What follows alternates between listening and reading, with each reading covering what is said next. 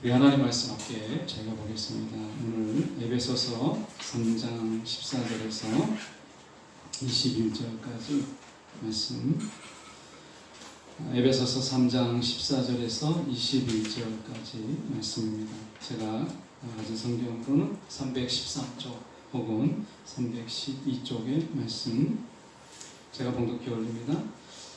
이러므로 내가 하늘과 땅에 있는 각 족속에게 이름을 주신 아버지 앞에 무릎을 꿇고 비노니 그의 영광의 풍성함을 따라 그의 성령으로 말미암아 너희 속사람을 능력으로 강건하게 하시오며 믿음으로 말미암아 그리스도께서 너희 마음에 계시게 하시옵고 너희가 사랑 가운데서 뿌리가 박히고 터가 굳어져서 능히 모든 성도와 함께 지식에 넘치는 그리스도의 사랑을 알고 그 너비와 길이와 높이와 깊이가 어떠함을 깨달아 하나님의 모든 충만하신 것으로 너에게 충만하게 하시기를 구하노라. 우리 가운데서 역사하는 능력대로 우리가 구하거나 생각하는 모든 것에 더 넘치도록 능히 하실 이에게 예수 안에서와 그리스도 예수 안에 영광이 대대로 영원 무궁하기를 원하노라. 아멘. 오늘 이 말씀 가지고 굳어진 터라는 제목으로 함께 말씀을 나누고자 합니다. 히브리어 말 중에 이 카바나라는 말이 있습니다. 이 카바나라는 말은 우리가 어떤 한 가지에 집중하는 마음, 이것을 이야기합니다. 그러니까 뭔가 우리가 집중하지 못하고 세상을 이렇게 살아가는 가운데 지금 코로나19로 인해서 또 세상에 살면서 경황이 없잖아요. 그러다 보니까 우리가 뭔가를 집중한다라고 하는 것, 어디 한편에 마음을 이렇게 둔다라고 하는 것이 쉽지가 않다라는 것을 우리가 지금 살면서 경험을 하는 거예요. 그런데 이 어떤 경건의 훈련이죠. 카바나라고 하는 것. 그래서 내가 마음을 어딘가 집중하는 것, 한 가지에 내가 집중하는 이런 마음을 우리가 카바나라고 이야기합니다. 이 히브리인들이 카바나를 위해서 어떤 육체적인 어떤 반응 또는 육체적인 자세를 취해요. 그 중에 하나가 내가 서서 똑바로 서서 내가 기도하거나 찬양을 하는 거예요. 예배를 드리는 거예요. 우리가 이제 앉아서 편하게 이렇게 드리다 보면 뭘 졸리기도 하고 느슨해지기도 하고 이러잖아요. 그러니까 사람은 다 똑같거든요. 그러니까 내 육체를 조금 불편하게 하는 거예요. 그게 뭐냐면 내가 똑바로 서서 하나님을 집중하는 것이죠. 또 하나는 찬양 중에도 나와 있고 시편 중에도 나와 있지만 내가 손을 들어서 기도하는 거예요. 손을 들고 예배를 드리는 거죠. 이러면 이제 손이 아프죠. 그런데 그것으로 인해서 내가 하나님께 집중할 수 있다면 그렇게 하는 거예요. 카바나라는 것이. 또 하나는 오늘 본문에 나와 있는 것입니다. 15절에 나와 있는 것처럼 무릎을 꿇는 거예요. 그러니까 내가 일어서서 똑바로 하나님을 응시하고 집중하는 거나 손을 들거나 무릎을 꿇는 것이죠. 오늘 말씀에 저희가 볼 텐데 신명기 4장 29절의 말씀에 이런 말씀이 있습니다. 그러나 내가 거기서 내 하나님 여호와를 찾게 되리니 만일 마음을 다하고 뜻을 다하여 그를 찾으면 만나리라. 그러니까 하나님이 우리를 이 자리에 불러주셔서 하나님 우리를 만나기 위해서 오셨지만 우리가 이 자리에서 집중하지 못하고 때로는 우리 가운데 뭔가 하나님께 마음을 집중하지 못할 때 하나님을 만나러 왔지만 실제로 하나님을 만나지 못하고 돌아가는 경우도 없지 않은 우리 가운데 있잖아요. 그러니까 하나님이 하나님께 뭔가 집중할 때 하나님을 만나주시는 거예요. 신명기 30장 2절과 3절에도 보면 오늘 내게 명령한 것을 온전히 따라 마음을 다하고 뜻을 다하여 여호와의 말씀을 청종하며, 그러니까 마음을 다해서 내가 하나님의 말씀에 청종하면 하나님이 어떻게 반응하시느냐, 놀랍게 반응하시는데 내 하나님 여호와께서 마음을 돌이키시고, 이렇게 하나님의 마음을 돌이키신다는 거예요. 우리가 하나님께 마음을 집중하면 하나님의 마음이 우리께 돌아오게 돌이키시는 그런 힘이 있다는 거예요. 오늘 우리가 예배를 드리는데 여러분, 우리가 지금 일어서서 손을 들고 무릎을 꿇고 기도하는 건 아니고 예배 드리는 건 아니지만 이 마음의 카바나가 필요한 거예요. 마음의 집중이 필요한 겁니다. 그래서 여러분 이 시간에 마음의 무릎을 꿇고 내가 마음의 손을 드는 것이 필요한 거예요. 지난번에 설교 중에 제가 말씀을 드리는 것이 우리가 삶이 너무 어렵고 힘들 땐 엘리야를 하나님께서 쉬시게 하시고 하나님이 중보하신 것처럼 하나님 분명히 그렇게 하십니다. 그런데 기력을 회복하고 우리 가운데 이제 기도할 마음을 주실 때 우리는 무엇을 위해서 기도할 것인가? 내가 기도에 집중을 해야 되는데 내가 뭘 위해서 기도할지를 잘 모르게 될 때 오늘 사도 바울이 우리 가운데 두 가지를 기도해라. 우리가 이 카바나를 통해서 집중하는 가운데 이 두 가지를 기도해라. 그래서 이야기를 해줍니다. 그래서 여러분이 저도 마찬가지고 이 두 가지를 우리가 집중하는 가운데 기도했으면 좋겠다 생각합니다. 오늘 본문을 통해서 우리 가운데 기도해야 될 두 가지를 사도 바울이 제시하고 있어요. 15절을 보시면 이렇게 말씀합니다. 이름을 주신 아버지 앞에 무릎을 꿇고 이렇게 얘기합니다. 그러니까 영적인 카바나를 보여주죠. 무릎을 꿇고. 그런데 이름을 주신 아버지라는 말이 나옵니다. 보통 우리가 아버지를 이야기할 때 아버지는 친근하고 또는 아버지는 친밀하고 아빠 아버지, 아바 아버지 이렇게 얘기하잖아요. 그러니까 하나님 아버지 이렇게 하면 친근하고 뭐 친밀한 이런 아버지만 우리가 생각하는데 1차 독자인 유대인들, 에베소 교인들이죠. 그러니까 이제 1차 독자인 에베소 교인들, 유대인이 아니고 이방인이라 할지라도 1차 독자가 느끼는 것은 무엇이냐면 이런 겁니다. 특히 유대인적인 사고 속에서 이름을 주신 아버지라고 하는 것은 세상을 창조하시고 세상을 지배하시는 아버지, 그분 앞에 우리가 복종해야 할 아버지, 그러니까 친근하고 뭔가 친밀한 어떤 의미의 아버지라기보다는 이 아버지라고 하는 것은 다른 의미가 있어요. 좀 더 우리 가운데 그 세상을 막 창조하시고 그 창조하신 그 아버지께서 우리에게 뭔가 지배하시는 거죠. 그리고 그 앞에 복종해야 돼요. 어떻게 보면 존엄과 그리고 지존의 아버지라고 말씀드릴 수 있어요. 그분 앞에 우리가 무릎을 꿇는 것, 이 자체가 예배예요. 여러분, 우리가 하나님 앞에서 한쪽에 너무 치우쳐 있는 거죠.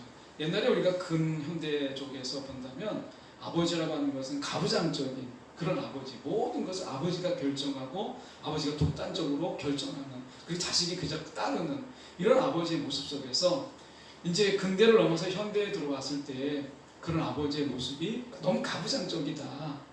그래서 어떻게 하냐면 아버지가 좀 친구 같고 친해져야 된다 라고 하는 것 때문에 또 하나는 잃어버린 게 있죠.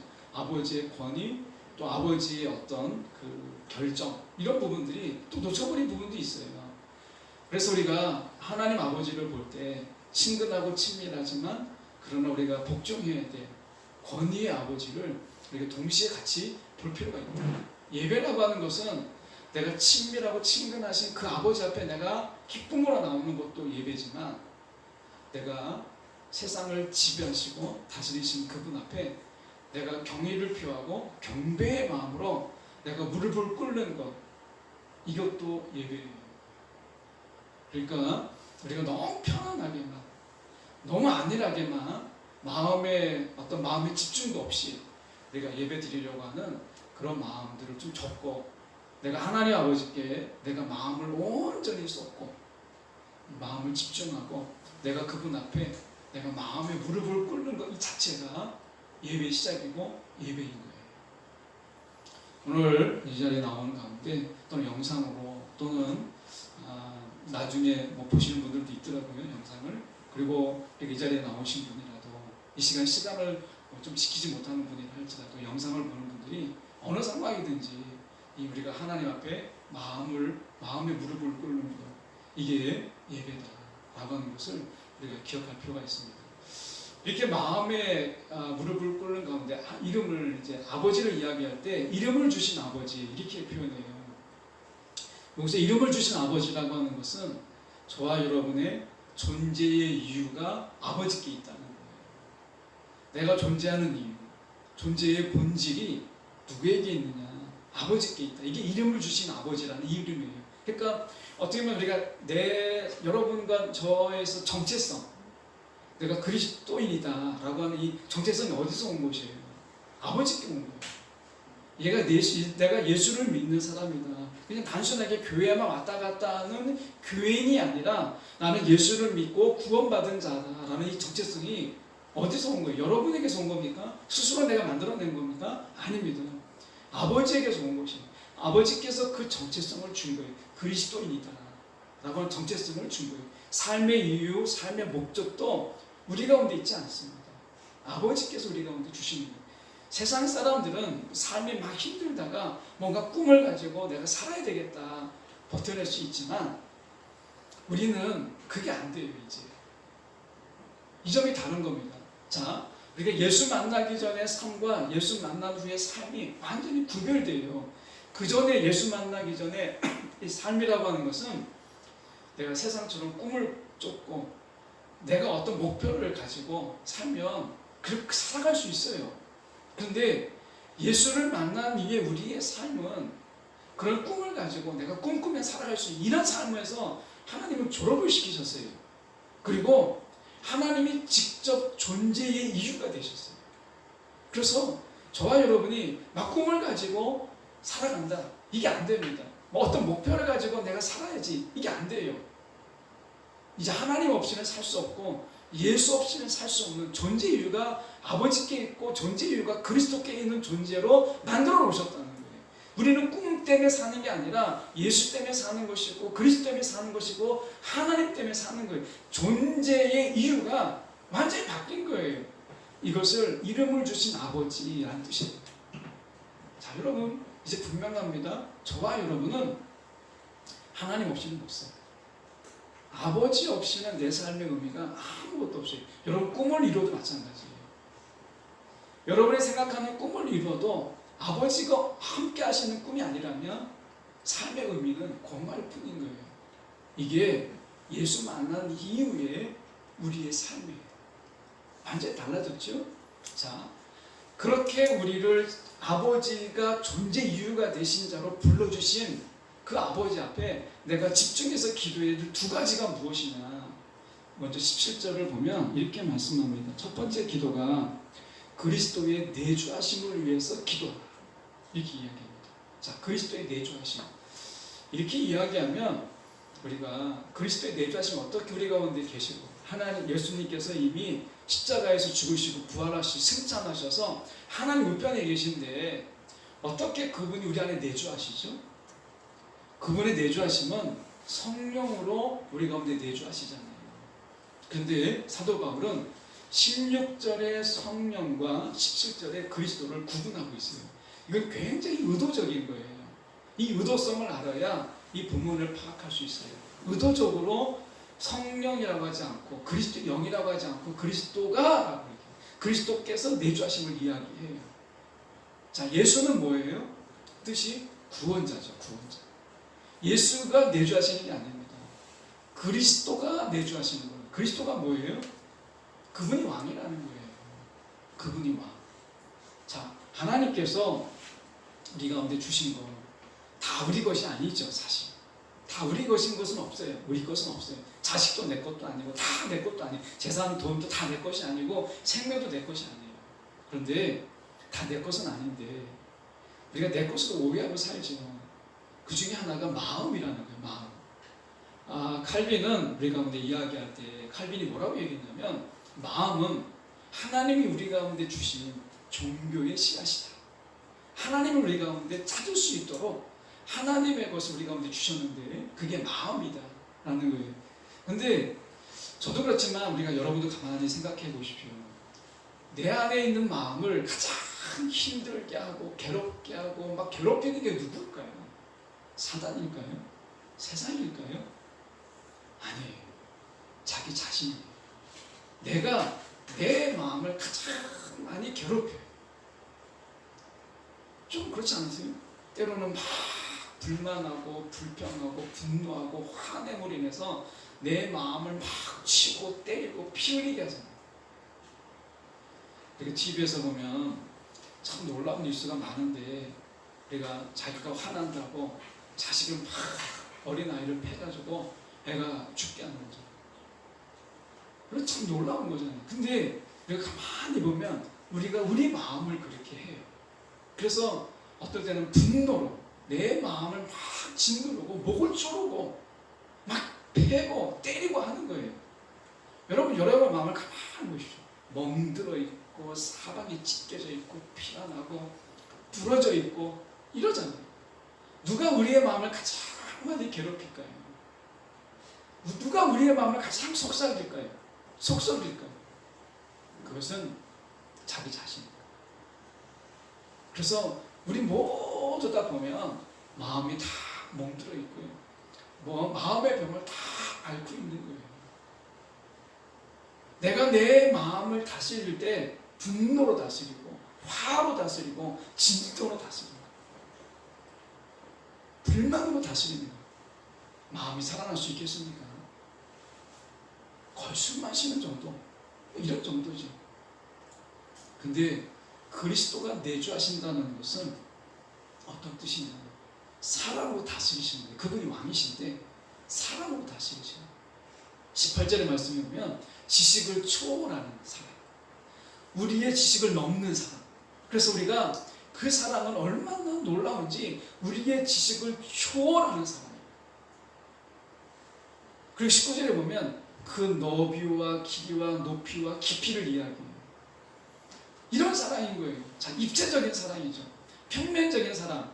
이 평면적인 사랑은 뭐예요? 예수님께서 나의 죄를 위해서 죽으셨어. 그분이 내 죄를 다 짊어지고 죽으셨어. 이건 평면적인 사랑인 거예요. 우리가 아버지의 사랑을 생각을 해보십시오. 아버지의 사랑을 생각해봐도 우리가 알 수 있어요. 자, 아버지의 사랑이 그냥 단순하지 않잖아요. 때로는 아버지가 말하지 않지만 그 자녀가 성숙하고 성장해질 때까지 오래 참으로 기다리는 거예요. 해줄 수 있지만 자녀가 자라야 되니까 오래 참으로 지켜보는 사랑도 아버지의 사랑입니다. 침묵의 사랑도 아버지의 사랑인 거예요. 자기 스스로 자랄 때까지. 때는 어떻게 해요? 우리가 예수님만 봐도 우리가 아버지의 사랑을 알 수 있는데 예수님께서 이 땅에 오셔서 아버지의 사랑을 입체적으로 보여주셨어요. 어떻게 보여주셨어요? 자, 바리새인들과 서기관들에게는 책망하셨어요. 너무나 무섭게 막 진노하셨어요. 성전의 정화 속에서는 하나님이 예수님께서 막 화내시고 다 뒤엎어 버리셨어요. 이 강도의 소굴로 만들어 버린다. 화내셨어요. 다 사랑입니다. 하나님이 진노하시고 화내시고 화내시는 이 사랑을 가운데 보여주셨어요. 책망하시는 사랑도 보여주셨어요. 제자들에게 예수님께서 어떻게 하셨어요? 이 믿음이 적은 자들은 비난하거나 조롱하는 게 아닙니다. 이것도 하나의 사랑인 거예요. 책망의 사랑. 답답함으로 그들을 책망함으로 인해서 그들이 믿음이 자라기를 원하시는 이 사랑을 보여주신 것이죠. 이게 입체적인 사랑인 거예요. 혈루증 앓는 여인들 또는 혈루증 앓는 여인 또 뭔가 우리가 병든 자 귀신 들린 자들은 어떻게 했어요? 아무도 찾아가지 않는 그들에게 손을 내밀어서 먼저 안아주시고 끌어안아주시고 그리고 귀신을 책망하고 하셨잖아요. 이게 입체적인 사랑인 거예요. 때로는 책망으로, 때로는 기다림으로, 때로는 오래 참음으로, 때로는 용서함으로. 이게 아버지의 사랑인 거예요. 입체적인 사랑인 거죠. 하나만 그런 게 아니다라는 거예요. 여러분, 그 하나님의 사랑의 넓이와 깊이가 얼마나 대단해요. 그런데 우리가 하나님, 예수님의 사랑, 그것을 통해서 보여주신 하나님의 사랑을 너무나 단편적으로 보는 거예요. 오늘 그 입체적인 사랑, 우리의 지식을 초월하는 이 하나님의 사랑으로 인해서 우리의 마음을 다스리는 거예요. 그러므로 인해서 찢겨지고 핥혀지고 그리고 멍들고 깨지고 했던 우리의 마음들이 치유되는 거예요. 그래서 사도 바울은 이야기합니다. 여러분, 혹시 내가 기도할 여력이 있거든. 그런데 내가 뭘 위해서 기도해야 될지 모를 때, 여러분, 기도가 중단되고 다시 기도하려고 할 때 우리는 뭘 위해서 기도해야 되지 모를 때가 있어요. 근데 기도는 애매하지 않습니다. 중언부언하지 않아요. 절대 기도라고 하는 것은 중언부언되지 않고, 기도라고 하는 것은 구체적이고 기도의 목적이 있어요. 방향이 있어요. 사도 바울은 그것을 이야기하는 거예요. 우리가 기도하려고 할 때, 내가 뭘 위해서 기도해야 될지 모를 때 마음을 모아서 기도해야 될 첫 번째 기도, 그리스도께서 나를 다스려 주옵소서. 그리스도께서 내게 내주하여 주옵소서.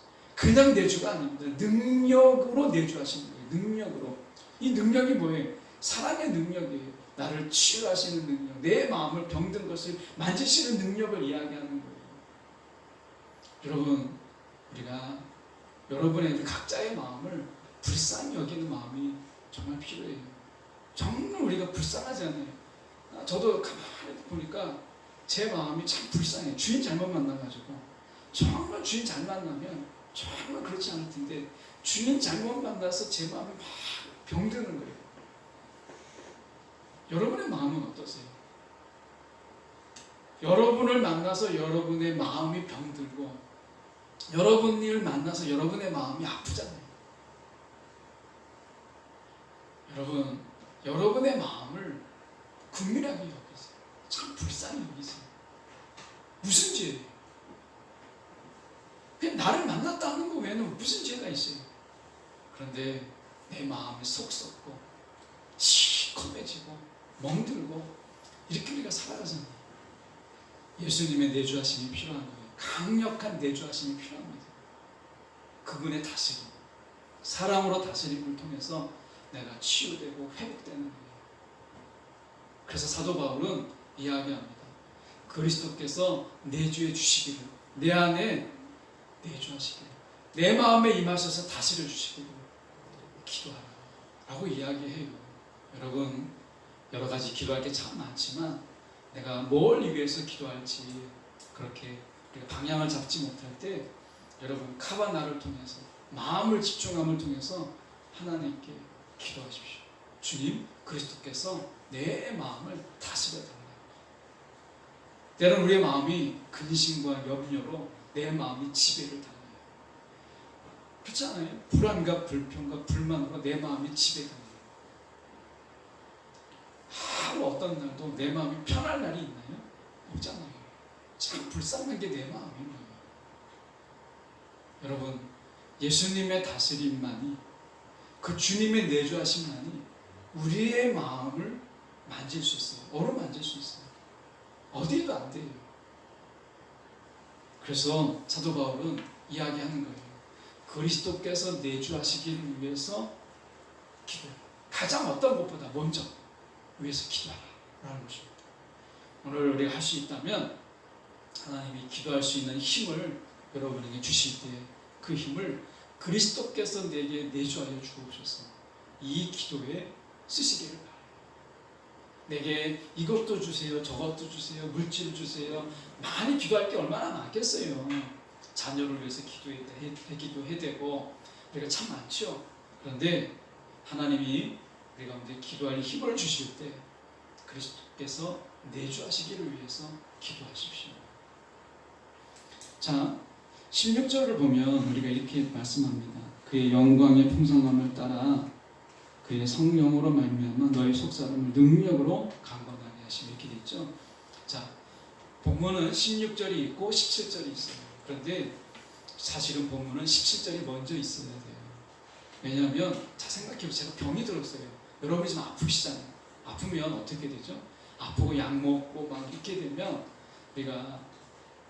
우리가 건강은 그 이후의 문제예요. 내가 지금 아프단 말이에요. 그러면 내가 아픈 부위가 치유되고 낫는 것이 중요하잖아요. 그리고 나서 내가 운동도 하고 내가 건강해지는 거죠. 자, 속사람이 강건해지는 것은 마음의 병을 먼저 치유해야 되겠죠. 그래서 17절이 먼저예요. 17절 속에서 예수님의 그리스도의 내주하심을 통해서 내 마음의 병, 내 마음의 찢김이 치유받아야죠. 한쪽에서 막 피를 흘리고 있는데, 썩어가고 있는데 내가 운동하겠다고 아침마다 조깅하면 여러분 그게 낫습니까? 아니죠. 운동을 중단하고 내가 찢겨지고 피나는 데를 꿰매거나 아니면 잘라내거나 아니면 거기에다가 다른 어떤 보조장치를 통해서 내가 나아야죠. 이게 먼저 아니겠어요? 그게 17절이네요. 이게 다급한 거예요. 내가 그 다급함을 느끼지 못할 뿐이지 마음은 지금 너무나 병들고 아픈 거예요. 그리스도의 내주하심을 위해서 기도하는 자가 성령이 속사람을 강건케 하는 기회를 얻는 거예요. 오늘 이것을 위해서 먼저 첫 번째 기도하라라고 이야기하는 거예요. 자, 다시 한번 저희가 본문으로 돌아가서 보시죠. 보시면 17절에 보시면 이렇게 말씀합니다. 믿음으로 말미암아 그리스도께서 너희 마음에 계시게 하시었고 이것을 위해서 기도하라는 거죠. 자, 너희가 사랑 가운데서 뿌리가 박히고 터가 굳어져서 이렇게 얘기합니다. 우리가 어떤 식목에 나무를 심고 하면 뿌리가 약해요. 그러다 보니까 바람이 불면 뽑히기도 하고 막 이래있습니다. 그래서 밟아주잖아요. 터가 좀 튼튼해지라고 나무를 심어보면 막 밟아줘요. 근데 그것은 안 되죠. 가끔 이렇게 우리가 더 다져주고 해야 되는 것이 필요한 것이죠. 여러분, 우리가 이 마음이라고 하는 것에 우리의 신앙을 이렇게 뿌리 내리는 거잖아요. 믿음은 마음에 뿌리를 내리는 것이거든요. 근데 마음에 병들면 결국 믿음도 병이 들어요. 그렇지 않겠어요? 내 마음이 병이 들면 믿음도 병이 들고 내 신앙도 병이 들고 아픈 거예요. 믿음도 아픈 겁니다. 그래서 오늘 이야기하는 게 우리의 마음이라고 하는 이 터가 굳건해지게 하라라고 얘기하는 거예요. 이 굳건해지게 하는 방법이 다른 게 아닙니다. 그리스도의 사랑을 자꾸 덧입혀주는 거예요. 그리스도의 사랑 자꾸 우리가 밟아주는 거예요. 그렇게 하면 우리의 터가 튼실해지는 거예요. 우리가 마음이 아픈 거, 이 세상에서 터 없이 자꾸 흔들리는 이유가 다른 데 있지 않습니다. 그리스도의 사랑이 내 안에 깊이 자꾸 높이를 더하게 덮어주고 깊이를 더할 수 있도록 채워주고 길이를 더할 수 있도록 우리가 넓혀주는 거죠. 우리가 그런 거잖아요. 이런 어떤 그리스도의 사랑이 우리 가운데 있어야 되는 거예요. 너비도 넓어지고 하는 거죠. 너비를 생각해 보세요. 그 십자가에서 못 박히신 주님의 손이 별거 아니지만 십자가에 죽으신 예수님은 온 세상을 품고 죽으셨어요. 그 너비가 얼마나 큰 거예요. 높이만 생각해봐도 십자가에 달리신 그 정도 높이 달린 건 맞지만 크게 높다고 말할 수 없잖아요. 그런데 우리가 그 예수님 십자가에 높이 달리신 것은 온 세상을 품고 온 세상이 아니라 우리의 모든 삶을 다 품고 그러신 거잖아요. 길이는 어떻습니까? 생각해 보세요. 제가 예수 만난 지 20대입니다. 제가 지금 50대가 넘었으니까 한 30년 하나님이 사랑해 주신 거예요. 그런데 30년의 사랑이라고 말하기에는 진짜 너무나 터무니없는 거예요. 왜냐하면 이미 제가 창세전에 존재하기 전부터 하나님이 나를 택하시고 사랑하신 거잖아요. 그러니까 이 길이는 어마어마한 거예요. 내 평생보다 더 긴 사랑이 예수님의 사랑인 거예요. 여러분 상상이나 할 수 있었겠습니까? 그 길이가 얼마나 놀라운 사랑인 거예요. 우리가 하나님의 사랑을 주님이 예수님의 사랑으로 우리가 자꾸 다져지는 게 필요한 거예요.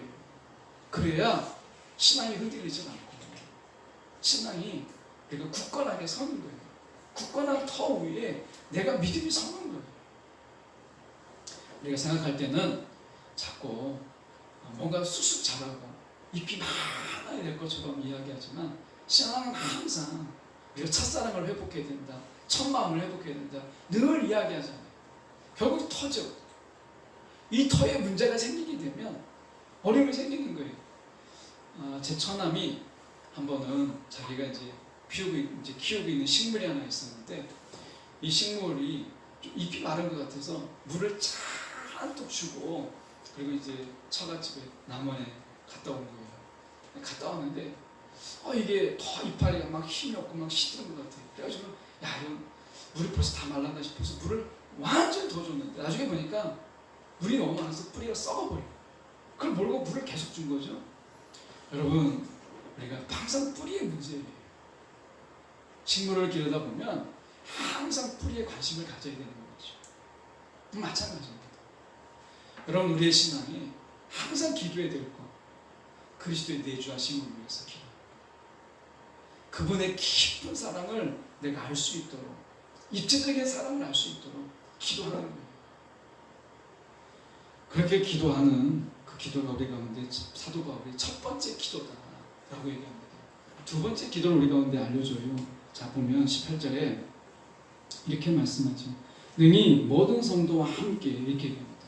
자 우리의 신앙의 수준은요, 절대 공동체의 신앙의 수준을 넘지 못합니다.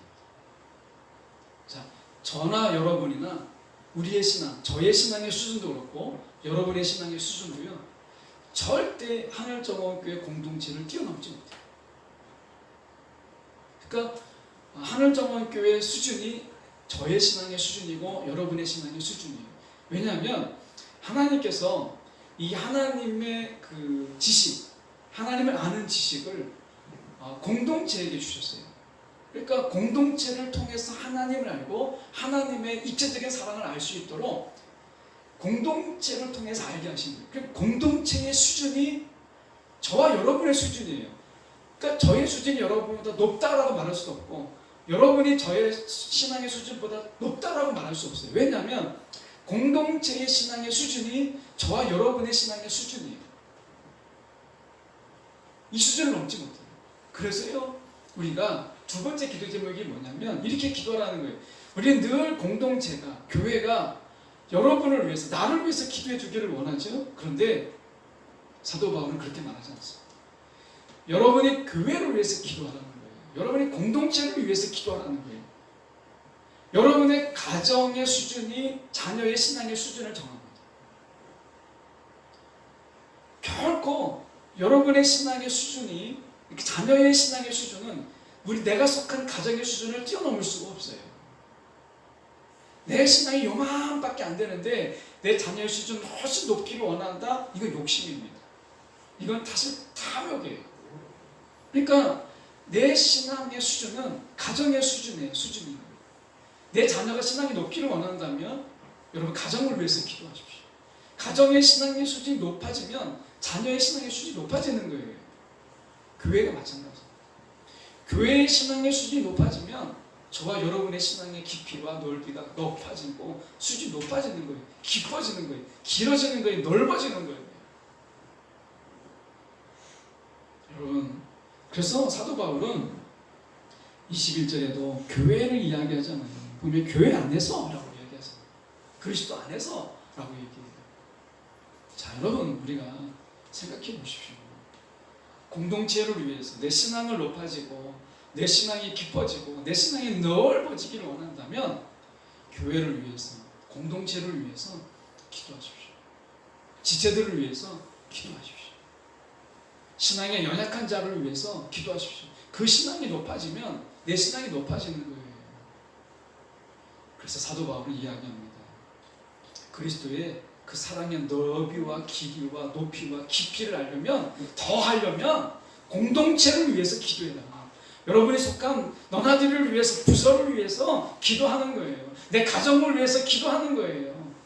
그러면 내 신앙의 수준이 깊이를 더하고 높이를 더하고 길이와 넓이를 더하는 거예요. 더 풍성해지는 거예요. 입체적이 되는 거예요. 내 신앙은 늘 바닥인데 자녀들만 신앙이 좋아지기만을 여러분 기도하신다면 여러분 하나님은 그걸 허락하지 않으세요. 그래서 사도 바울은 이야기하는 것입니다. 공동체. 그러니까 지금 분명히 이야기하잖아요. 능히 모든 성도와 함께 지식에 넘치는, 지식을 초월하는 그런 하나님의 지식을 우리 가운데 주신다는 거예요. 함께 모든 성도와 함께 공동체잖아요. 그래서 여러분, 우리가 교회를 위해서 기도하시는 게 필요합니다. 물론 교회가 여러분을 위해서 기도하고 여러분 한 사람 한 사람 또 가정을 위해서 기도하지만 여러분이 교회를 위해서도 기도하는 것이 필요한 거예요. 저는 이런 생각을 한번 해봅니다. 우리가 이 사랑의 지식이라고 하기보다는 사실은 그리스도를 알아가는 지식을 이야기하는 것이고, 이것은 그리스도의 사랑의, 구체적으로 사도 바울은 오늘 그 얘기를 하고 있는 거거든요. 여러분, 그리스도의 사랑이 얼마나 풍성한지 여러분, 이것은 우리가 공동체를 통해서 알아가게 하셨어요. 이게 하나님의 계획입니다. 그냥 나만 알아가도록 이렇게 허락하지 않으셨어요. 그래서 공동체가 그리스도의 사랑으로 풍성해질수록 우리의 신앙이 흔들리지 않고 깊이 뿌리를 내리는 거예요. 이게 같이 가는 거예요. 그렇지 않겠습니까? 여러분, 우리가 참 기도할 것 많죠. 내 자녀를 위해서 기도할 것도 많고 건강을 위해서 기도할 것도 많고 참 많은데 오늘 사도 바울이 두 가지를 놓고 카바나의 기도, 내가 마음을 집중해서 기도해야 될 두 가지를 제시했어요. 여러분 한 주 동안 여러분이 혹 기도할 여력이 생기거나 하나님이 기도하라고 깨우시거나 그렇게 한다면 여러분 두 가지를 기억하십시오. 내 안에 먼저 내 마음의 병을 먼저 보시라는 거예요. 내 마음의 질병을 보시라는 거예요. 멍들고 깨져 있는데 어떻게 기도할 수 있겠어요? 기도를 하나님이 쉬게 하실 때도 있지만 기도를 못할 때도 있는 거잖아요. 그러면 분명히 마음의 병이 든 거예요. 마음의 병. 그래서 여러분 내가 아프고 마음이 괴롭고 마음에 병이 들어있다면 다른 방법 없습니다. 막 좋은데 이런 것으로 해결되지 않아요. 이번에 이제 어머니가 이사하시고 이렇게 이모들이 오셨는데 이모들을 모시고 이렇게 늘 TV로 이렇게 두물머리 이렇게 봤는데 야 직접 가봤으면 좋겠다 해서 두물머리 갔다 제가 모시고 이제 한번 갔다 왔는데 TV만 봤던 것을 이제 생생하게 보니까 이모 한 분이 이야기하는 표현으로 마음이 힐링이 된다 이렇게 얘기하는데 좋은 곳에 가는 것에는 한계가 있잖아요. 마음이 금방 좋아졌다가 그게 얼마나 오래 가겠어요. 쉬 사라져버리고 말잖아요. 여러분 내 마음의 병은 예수가 내 마음에 오셔야 돼요. 내 마음에 강력하게 임하셔야 되고 오시는 곳 계시는 곳으로 끝나지 않고 강력히 그분이 나를 다스리실 때만이 내 마음의 질병이 치유받는 거예요. 이것을 위해서 기도하는 거예요. 여러분 내가 다른 사람을 위해서 기도할 수 없다면 내 마음의 병을 위해서 기도하세요. 예수님이 내 안에 계시기를 위해서 기도하세요. 교회를 위해서 기도 못하셔도 괜찮아요. 지체를 위해서 기도하지 못하셔도 돼요. 그런데 사도 바울은 먼저 누구를 위해서 기도하라고요? 자신. 특히 자신의 마음을 다스려 주실 그리스도의 내주하심을 위해서 기도하라는 거예요. 이게 가장 먼저 기도해야 될 것들이에요. 그래야 건강해지고 내가 다른 사람을 위해서도 기도할 수 있는 거예요. 그래 다른 사람들 보이지 않겠어요? 여러분 안에 우리 안에 있는 마음의 질병을 우리가 바라보시기 바랍니다. 그리스도의 강력한 내주하심 그 사랑의 다스림을 여러분 간구하십시오. 그리고 나서 좀 더 여력이 되면 여러분 공동체를 위해서 기도하세요. 여러분의 신앙이 높아지길 원하십니까? 여러분의 믿음이 깊어지길 원하십니까? 여러분의 신앙이 막 자라기를 원하십니까? 키가 크기를 원하십니까? 그렇다면 여러분 공동체를 위해서 기도하세요. 교회를 위해서 기도하세요. 가정을 위해서 기도하세요. 그러면 여러분의 믿음이 우리의 믿음이 자라고 성숙해지고 깊어져요. 이게 사도 바울이 우리 가운데 이야기하는 영적 비밀이에요. 오늘 말씀 뵙기 원합니다. 우리의 이 교회라는 터가 10년, 20년 하다가 그냥 없어질 교회가 아니고 이 굳어진 터가 되어서 우리가 많은 사람들의 사랑을 알게 하는 그런 교회가 되길 원해요. 그리고 여러분이 이 터에서 뿌리를 내려서 저와 여러분이 정말 많은 열매를 맺는 그런 주님이 기뻐하시는 그런 성도요, 주님이 기뻐하시는 그리스도인이 되면 얼마나 좋겠어요. 오늘 우리가 함께 하나님 안에서 한 터 안에서 뿌리 내리고 자라게 하시는 하나님의 부르심이 있잖아요.